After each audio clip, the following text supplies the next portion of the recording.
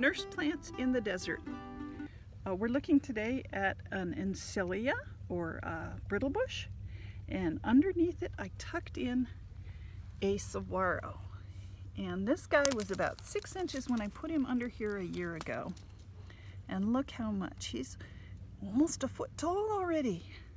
So when I put him in, I transplanted him from a place where we were building something. So I stuck him in the soil and I put these rocks around him to hold him upright. And he doesn't need these rocks anymore because he's just doing fine and growing up in the shade of this brittle bush where the really intense summer sun doesn't shine on him and take all his resources to survive.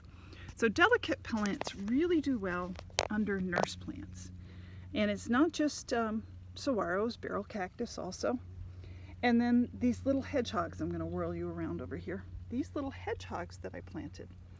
I knew it'd be a while until the brittle bush got big enough, so I just threw some old trimmings of mesquite and things on top of them. And they're doing okay too. They'd probably like it better if they had a big shrub on top. So nurse plants can be very important in the desert.